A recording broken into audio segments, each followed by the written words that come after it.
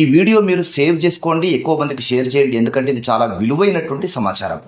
August 4వ తేదీ సోమవారం, శ్రావణ శుద్ధ దశమి. ఈ రోజున శివారాధన చేయాలి. సోమవారం రోజున మనం శివారాధన చేస్తూ ఉంటాం. శ్రావణ సోమవారాలు కూడా ఎక్కువగా శివారాధన చేస్తూ ఉంటాం. అయితే శ్రావణ శుద్ధ దశమి రోజున చేసేటువంటి ఈశ్వరారాధన అన్నిటికంటే ఎక్కువగా ఫలితాన్ని ఇచ్చేటువంటిది. ఏంటా విశేషం అంటే, శ్రావణ శుద్ధ దశమిని ఆషాదశమి అనేటువంటి పేరుతో వ్యవహరిస్తారు. ప్రతి మనిషి ఆశతో జీవించేటువంటి వాడే.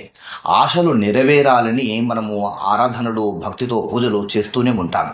ఆషాదశమి రోజున మన ఆశలు అంటే మన కోరికలను తీర్చుకోవడం కోసము ఈశ్వరారాధన చేయాలి. అయితే అన్ని ఆరాధనలతో, అన్ని అభిషేకాలతో సమానంగా ఈ అభిషేకం ఉండదు. శ్రావణ శుద్ధ దశమి రోజున విశేషంగా గంధంతో మాత్రమే ఈ శివారాధన చేయాలి. గంధంతో మాత్రమే అభిషేకం చేయాలి. గంధం